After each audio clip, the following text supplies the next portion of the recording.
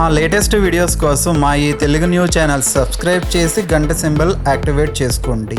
రేపు సోమవారం రహస్యంగా ఉప్పుతో ఇలా చేస్తే ధనం దూసుకు వస్తుంది. మీకు ఉన్న కష్టాలు సమస్యలు అన్నీ తొలగిపోతాయి.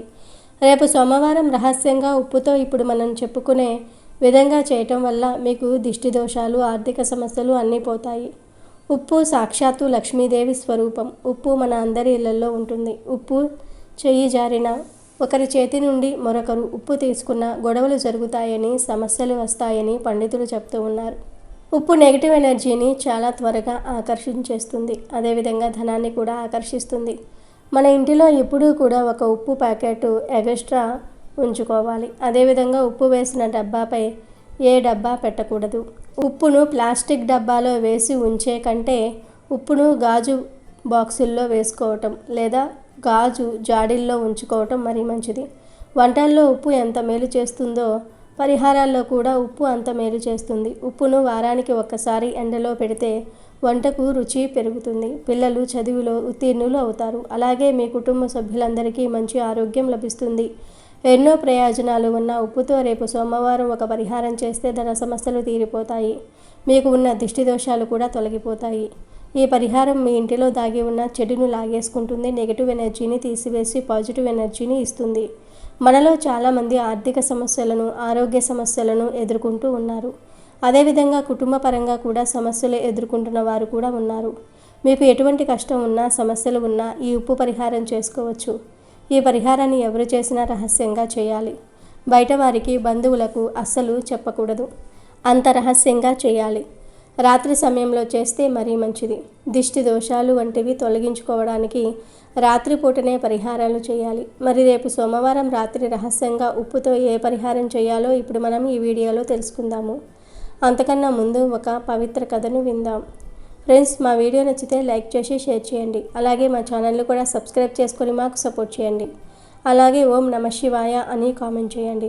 ఒకసారి శివుడు కైలాసంలో ధ్యానం చేస్తూ ఉండగా పార్వతీదేవి శివుడి దగ్గరకు వచ్చి ఇలా అంది, నేను మిమ్మల్ని కలవడానికి వస్తూ ఉంటే నా దృష్టి భూలోకంపై పడింది. భూలోకంలో 3 స్త్రీలు ఒక చోట కూర్చుని ఉన్నారు. ఆ 3 స్త్రీలు స్నేహితులు. అయితే అందులో 2 స్త్రీలు విధవలు. ఆ 2 స్త్రీలు చాలా కష్టమైన జీవితాన్ని గడుపుతూ ఉన్నారు. ఒక స్త్రీ తన భర్తతో చాలా సంతోషంగా ఆనందంగా తన జీవితాన్ని గడుపుతుంది. అయితే ఈ 3 స్త్రీలను చూడగానే నా మనసులో 3 ప్రశ్నలు తలెత్తాయి. ఆ 3 ప్రశ్నలకు మీరు సమాధానం చెప్పి నా మనసును శాంతపరచండి స్వామి అని పార్వతీదేవి చెప్పింది. అప్పుడు శివుడు ఇలా అన్నాడు, ఓ దేవి, నీ మనసులో తలెత్తిన ఆ 3 ప్రశ్నలు ఏమిటో నన్ను అడుగు. నేను వాటికి సమాధానం చెప్పి నీ మనసుకు శాంతిని కలిగిస్తాను అని శివుడు పలుకగా పార్వతీదేవి, స్వామి, ఏ స్త్రీ సమయం కన్నా ముందే విధవ అవుతుంది? స్త్రీలు ఎందుకని వారి జీవితంలో సుఖంగా ఉండలేకపోతూ ఉన్నారు? ఏ వస్తువు భర్త అడిగినా సరే భార్య ఇవ్వదు? ఈ 3 ప్రశ్నలకు నాకు సమాధానం ఇవ్వండి అని పార్వతీదేవి వినయంగా శివుణ్ణి కోరింది. అందుకు శివుడు, దేవి, ఈ ప్రశ్నలకు సమాధానం చెప్పడానికి నీకు ఒక కథను చెప్తాను. ఈ కథలోనే ఈ 3 ప్రశ్నలకు సమాధానం దొరుకుతుంది, శ్రద్ధగా విను అని చెప్పి కథను ప్రారంభించాడు శివుడు. పార్వతి, నువ్వు ఏ సుమంగళి స్త్రీ గురించి చెప్పావో ఆ సుమంగళి స్త్రీ కథ ఇప్పుడు నీకు చెప్పబోతూ ఉన్నాను. ఈ సుమంగళి స్త్రీ ఒక నౌకరి భార్య. ఆ నౌకరి ఒక రాజసభలో పనిచేస్తాడు. అయితే ఆ సుమంగళి స్త్రీ భర్త ఎప్పుడూ తన భార్య వెంటనే ఉంటాడు. తన భార్య చాలా పతివ్రత అని 10 మందికి చెప్పుకుంటూ తిరిగేవాడు. తనతో పనిచేసే వారి దగ్గర రాజ్యంలో ఉన్న వారందరితో తన భార్య పతివ్రత అని, తన భార్యపై తనకు పూర్తి విశ్వాసము నమ్మకము ఉన్నాయని చెప్పుకుంటూ తిరిగేవాడు ఆ నౌకరు. ఇలా అందరికీ తన భార్య పతివ్రత అని చెప్పుకుంటూ తిరగటం వల్ల ఈ విషయం రాజుగారి వద్దకు చేరింది. అప్పుడు రాజుగారు ఆ నౌకరుని పిలిచి ఇలా అన్నాడు, నువ్వు అందరితో నీ భార్య పతివ్రత అని చెప్పుకుంటూ తిరుగుతూ ఉన్నావు కదా, నీ భార్య పతివ్రత అని నీకు పూర్తి విశ్వాసం ఉందా అని అనగా ఆ నౌకరు, రాజా, నా భార్యపై నాకు పూర్తి నమ్మకం ఉంది. నాకు నా భార్యపై చాలా విశ్వాసం ఉంది. నా భార్య పతివ్రత అని చెప్తాడు. అప్పుడు రాజుగారి పక్కన ఉన్న మంత్రి నౌకరితో, నేను నీ భార్య పతివ్రతకు భంగం కలిగిస్తే నీకు ఎటువంటి శిక్షను విధించమంటావు అని అనగా, అప్పుడు నౌకరు మంత్రితో, మీరు నా భార్య పతివ్రత కాదు అని నిరూపిస్తే నాకు ఉరి శిక్షను వెయ్యండి. ఒకవేళ మీరు నా భార్య పతివ్రత కాదు అని నిరూపించలేకపోతే మీరు ఏ శిక్షను వేసుకుంటారు అని అంటాడు. అప్పుడు మంత్రి, నేను ఒకవేళ మీ భార్య పతివ్రత కాదు అని నిరూపించలేకపోతే నాకు కూడా ఉరి శిక్షను వెయ్యండి అని నౌకరితో రాజుతో మంత్రి పలుకుతాడు. ఈ సంభాషణంతా విన్న రాజు నౌకరితో, నా మంత్రి, ఒకవేళ నీ భార్య పతివ్రత కాదు అని నిరూపిస్తే నీవు ఖచ్చితంగా ఉరి వెయ్యబడతావు అని చెప్పాడు. అప్పుడు నౌకరు, సరే రాజుగారు అని అన్నాడు. అప్పుడు మంత్రి, నేను నీ భార్య నుండి ఏ వస్తువును తీసుకుని వస్తే నీ భార్య పతివ్రత కాదని ఒప్పుకుంటావు అని నౌకరితో చెప్పగా, ఆ నౌకరు, మీరు మా ఇంటికి వెళ్ళి ఒక కత్తిని తీసుకుని రండి. ఆ కత్తి నాకు వివాహ సమయంలో ఇచ్చినది. ఆ కత్తిని నా భార్యను అడిగి మీరు తీసుకొని రావాలి. ఆ కత్తిని నా భార్య చాలా జాగ్రత్తగా దాచిపెట్టింది. ఆ కత్తి తీసుకొని వస్తే మీరు నా భార్య పతివ్రత కాదని నిరూపించినట్లే అని మంత్రితో అంటాడు. షరతుకు ఒప్పుకుంటాడు మంత్రి. అప్పుడు శివుడు పార్వతితో ఇలా అంటాడు, దేవి, మంత్రి నౌకరు ఇచ్చిన షరతును ఒప్పుకుని నౌకరు ఉండే ఊరికి వెళ్ళి అక్కడ ఒక వ్యక్తిని కలుస్తాడు. ఆ వ్యక్తికి డబ్బు ఆశ ఎక్కువ. ఎవరైనా తన దగ్గరకు వచ్చి నీకు డబ్బు ఇస్తాను, నాకు ఈ పని చేసి పెట్టాలి అని చెప్పగానే ఆ పనికి ఒప్పేసుకుంటాడు. అది ఎంత నీచమైన పని అయినా సరే ఆ వ్యక్తి చేసేస్తాడు. అలాంటి వ్యక్తిని మంత్రి కలిసి రాజ్యసభలో జరిగిన విషయమంతా కూడా చెప్పి, నువ్వు ఏదో ఒక విధంగా ఆ స్త్రీ ఇంటికి వెళ్ళి ఆ స్త్రీతో నాకు మాట్లాడే అవకాశాన్ని కల్పించు అని చెప్పగా, అప్పుడు ఆ వ్యక్తి, నువ్వు ఆ స్త్రీ గురించి మాట్లాడకు, ఆ స్త్రీ పతివ్రత, తను నీ ముఖం కూడా చూడదు అని మంత్రితో చెప్తాడు. అప్పుడు మంత్రి ఆ వ్యక్తితో, నువ్వు ఆ స్త్రీని నాకు పరిచయం చేయలేకపోయినా పర్వాలేదు కానీ నువ్వు ఆ స్త్రీ ఇంటికి వెళ్ళి వాళ్ళ ఇంటిలో ఉన్న కత్తిని తీసుకుని వచ్చి నాకు ఇవ్వు. అలాగే ఆ స్త్రీకి గుప్త అందాల దగ్గర ఏదైనా చిహ్నం ఉన్నట్లు అయితే ఆ చిహ్నాన్ని కూడా చూసి నువ్వు నాకు చెప్పు. నేను నీకు ఎంత డబ్బు కావాలంటే అంత డబ్బు ఇస్తాను, నీకు ఏది కావాలంటే అది నీకు ఇస్తానని చెప్పగా ఆ వ్యక్తి సరే అని ఆ స్త్రీ ఉన్న ఇంటికి వెళ్తాడు. పతివ్రత అయిన ఆ స్త్రీ దగ్గరకు వెళ్ళి ఆ వ్యక్తి, అమ్మ, నేను నీ భర్త స్నేహితుడిని, నేను చాలా సంవత్సరాల తర్వాత ఈ ఊరికి వచ్చాను అని అన్నాడు. అప్పుడు ఆ స్త్రీ, రండి లోపలకు, నేను మిమ్మల్ని ఎప్పుడూ చూడలేదు, అందువల్ల నేను మిమ్మల్ని గుర్తుపట్టలేకపోతున్నాను అంది. ఆ విధంగా ఆ పతివ్రత స్త్రీ ఆ వ్యక్తికి చాలా మర్యాదలు చేసింది. ఆ స్త్రీకి తెలియదు కదా ఆ వ్యక్తి తన పాతివ్రత్యాన్ని భంగం చేయడానికి వచ్చాడు అని. శివుడు పార్వతీదేవితో చెప్పాడు ఇలా, దేవి, ఆ వ్యక్తి ఆ పతివ్రత స్త్రీ దగ్గర 2 రోజులు ఉన్నాడు. ఒక సమయంలో ఆ స్త్రీ స్నానం చేస్తూ ఉండగా ఆ వ్యక్తి లేచి ఆ స్త్రీ స్నానం చేస్తున్న గది తలుపులు తెరవబోయాడు. ఆ పతివ్రత స్త్రీ చాలా బ్రతిమిలాడింది. అయినా సరే ఆ వ్యక్తి ఆ స్త్రీ మాటలను వినకుండా ఇలా అన్నాడు, చాలా రోజుల తర్వాత నా లోపల ప్రేమ పుట్టింది అని చెప్పి ఆ స్త్రీ కళ్ళను మూసి తన గుప్త అందాల దగ్గర తన తొడపై ఉన్న పుట్టుమచ్చను చూశాడు. తను వచ్చిన పని అయిపోయింది అనుకున్నాడు. బయటకు వచ్చేశాడు. ఆ స్త్రీ కూడా స్నానం చేసి బట్టలు వేసుకుని బయటకు వచ్చి వంట చేసుకుంది. ఆ స్త్రీ వంట చేస్తున్న సమయంలో మళ్ళీ ఆ వ్యక్తి వచ్చి ఆ ఇంటిలో ఉన్న కత్తిని దొంగతనం చేసి తీసుకుని వెళ్ళి మంత్రికి ఇచ్చాడు. ఇది ఏమీ తెలియని ఆ స్త్రీ వంట చేసుకుంటుంది. ఆ వ్యక్తి మంత్రికి కత్తి ఇచ్చి ఆ స్త్రీకి తొడపై ఉన్న పుట్టుమచ్చ గురించి చెప్పాడు. ఇక ఆ మంత్రి ఆలస్యం చేయకుండా రాజ్యానికి బయలుదేరాడు.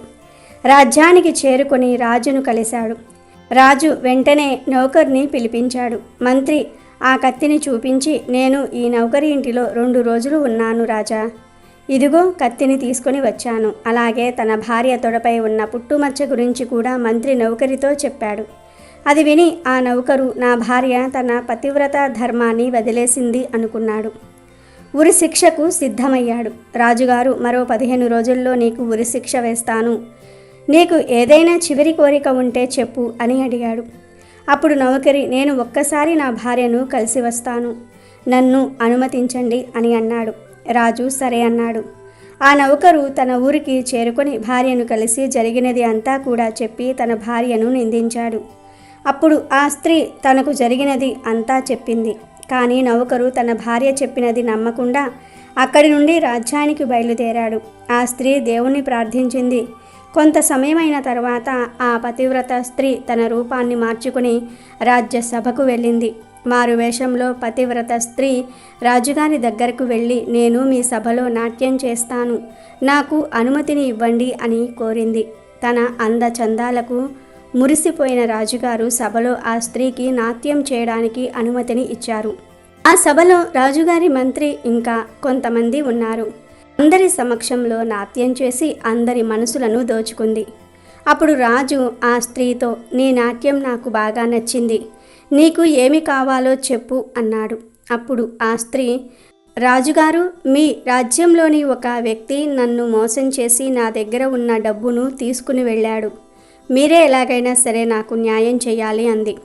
ఆ మాటలు విని, మా రాజ్యంలో ఎవరు నీ డబ్బును తీసుకున్నారు, నిన్ను ఎవరు మోసం చేశారు అని అన్నాడు. అప్పుడు ఆ స్త్రీ, నన్ను మోసం చేసిన వ్యక్తి ఈ సభలోనే ఉన్నాడు, మీ పక్కన ఉన్న మీ మంత్రే నన్ను మోసం చేశాడు అని చెప్పింది. అప్పుడు ఆ మంత్రి, రాజా, నేను ఇప్పటి వరకు ఈ స్త్రీని చూడనే లేదు, ఈ స్త్రీ ఎవరో కూడా నాకు తెలియదు అని అన్నాడు. అప్పుడు ఆ స్త్రీ, రాజా, ఈ మంత్రికి నేను తెలియకపోతే ఈ కత్తిని ఎక్కడి నుండి తీసుకొని వచ్చాడు? నేను మీ వద్ద పనిచేసే నౌకరి భార్యను. మీరు నిర్దోషి అయిన నా భర్తకు ఉరిశిక్ష వెయ్యాలని అనుకుంటున్నారు. నేను మీకు జరిగినదంతా కూడా చెప్తాను అని ఇలా చెప్పటం మొదలుపెట్టింది. ఈ మంత్రి నా వద్దకు ఒక వ్యక్తిని పంపించాడు. గుప్త స్థానంలో ఉన్న నా పుట్టుమచ్చల గురించి తెలుసుకున్నాడు. ఆ వ్యక్తి మా ఇంటిలో ఉన్న కత్తిని దొంగలించి మంత్రికి ఇచ్చాడు. ఇలా ఆ కత్తిని పొందిన మంత్రి మీ వద్దకు వచ్చి అబద్ధం చెప్పటము, స్త్రీ చెప్పిన మాటలను రాజుగారు నమ్మి ఆ వ్యక్తిని పిలిపించారు. ఆ వ్యక్తి రాజుగారికి జరిగిన విషయమంతా కూడా చెప్పాడు. అప్పుడు రాజుగారు మంత్రికి ఉరిశిక్ష ఖరారు చేస్తాడు. పతివ్రత అయిన ఆ స్త్రీ రాజుతో, రాజా, నేను నా భర్తను ఎంతగానో ఇష్టపడతాను, నేను ఇప్పటి వరకు నా భర్తను పేరు పెట్టి పిలవలేదు అని చెప్పింది. శివుడు పార్వతీదేవితో, దేవి, కథ పూర్తయిపోయింది. ఇప్పుడు నువ్వు అడిగిన 3 ప్రశ్నలకు సమాధానం చెప్తాను, శ్రద్ధగా విను అన్నాడు. నీ మొదటి ప్రశ్న, ఏ స్త్రీ సమయానికి ముందే విధవ అవుతుంది అని. ఏ స్త్రీ అయితే తన భర్త పేరును పదే పదే పలుకుతుందో ఆ స్త్రీ సమయానికి ముందే విధవ అవుతుంది. భర్త పేరును భార్య పలకటం వల్ల భర్త ఆయుష్ తగ్గుతుంది. దీని కారణంగా సమయం రాకముందే ఆమె భర్తకు మృత్యు భయం సంభవిస్తుంది. ఆమె విధవ అవుతుంది, కష్టతరమైన జీవితాన్ని అనుభవిస్తుంది. ఇది నీ మొదటి ప్రశ్నకు సమాధానం దేవి. ఇక ఈ కథలోని పతివ్రత ఉంది కదా, ఆ స్త్రీ తన భర్తను ఎప్పుడూ అవమానించలేదు, పేరు పెట్టి పిలవనూ లేదు. నీవు నా దగ్గరకు వచ్చే ముందు భూలోకంలో చూసిన పుణ్యస్త్రీ ఈ నౌకరి భార్యనే. ఇక ఆ ఇద్దరు విధవలు ఎవరో కాదు, ఒకరు పతివ్రత స్త్రీని మోసం చేసిన వ్యక్తి భార్య, ఇంకొకరు మంత్రి భార్య. ఈ ఇద్దరు స్త్రీలు తమ భర్తలకు ఎప్పుడూ మర్యాదను ఇవ్వలేదు, ఇంకా వారిని పేరు పెట్టి పిలిచేవారు. అందుకే వారి భర్తలకు సమయం కన్నా ముందే మృత్యువు సంభవించింది. అందుకే ఆ ఇద్దరు స్త్రీలు కష్టమైన జీవితాన్ని, విధవ జీవితాన్ని గడుపుతూ ఉన్నారు. ఇక నీ రెండవ ప్రశ్న ఏమిటి అంటే, స్త్రీలు ఎప్పుడూ కూడా జీవితంలో సుఖంగా ఉండటం లేదు. ఏ స్త్రీ అయితే భర్త అనుమతి లేకుండా పుణ్యక్షేత్రాలకు, ఉత్సవాలకు వెళ్తుందో అలాంటి స్త్రీ జీవితంలో ఎప్పుడూ కూడా దుఃఖమే మిగులుతుంది. అలాంటి స్త్రీ జీవితం అంతా కూడా ఏదో ఒక దుఃఖంతో బాధపడుతూనే ఉంటుంది. అటువంటి స్త్రీ తన జీవితంలో ఎప్పటికీ కూడా సుఖంగా ఉండలేదు. భర్త ప్రేమ ఎప్పటికీ లభించదు. ఇక నీ మూడవ ప్రశ్న, ఏ స్త్రీ తన భర్త అడిగినప్పటికీ కూడా వీటిని ఇవ్వదు అని. అవి ఏమిటి అంటే, ఒక స్త్రీ ఎప్పుడూ కూడా భర్తకు శాపనార్థాలు పెట్టకూడదు. ఏ స్త్రీ అయితే ఎప్పుడూ కూడా భర్తను తిడుతూ ఉంటుందో, ఇతరుల దగ్గర తన భర్తను చులకన చేసి మాట్లాడుతూ ఉంటుందో ఆమె ఎప్పుడూ కూడా మంచి చరిత్రను పొందలేదు. అటువంటి స్త్రీ జీవితం అంతా కూడా ఏడుస్తూనే ఉంటుంది.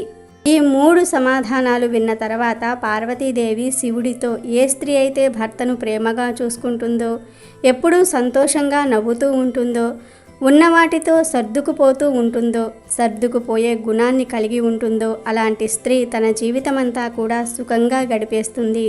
అంతేకాదు ఆ స్త్రీపై ఎప్పుడూ కూడా లక్ష్మీదేవి అనుగ్రహం కూడా ఉంటుంది. ఇలాంటి స్త్రీ ఉన్న ఇంటిలో ధనధాన్యాలకు కూడా లోటు అనేదే ఉండదు. ఆ స్త్రీ ఇంటిని స్వర్గంగా మారుస్తుంది. ఇక వీడియోలోకి వస్తే, మనిషి జీవితంలో ఎంత కష్టపడినప్పటికీ అనుకున్న పనులు జరగవు. ఎన్ని పరిహారాలు చేసినా కొన్ని పనులకు మాత్రం ఆటంకాలు కలుగుతూనే ఉంటాయి. ఇంట్లో ఆర్థిక సమస్యలు, ఆరోగ్య సమస్యలు, ఇలా రకరకాల సమస్యలు, ఇబ్బందులు కలుగుతూనే ఉంటాయి. ఎంత కష్టపడ్డా ఫలితం రాకపోయేసరికి మన దురదృష్టం అని అనుకుంటూ ఉంటాము. అలాగే కొంతమంది మనుషులు వారితోటి వారు ఎదగటం చూసి తట్టుకోలేరు. దానిని నరదృష్టి కింద భావిస్తూ ఉంటాము.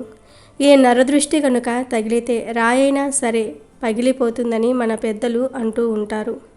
అంటే దాని అర్థం ఏమిటంటే, రాయి అయినా సరే మనిషి కంటి చూపుకు పగిలిపోతుంది అని అర్థం. అలాగే నరదృష్టి, నరఘోష వలన ఎన్నో ఇబ్బందులు ఎదురవుతూ ఉంటాయి. ముఖ్యంగా మన శరీరంలో ఉండే నెగిటివ్ ఎనర్జీ వల్ల ఎన్నో సమస్యలకు గురి అవుతూ ఉంటాము.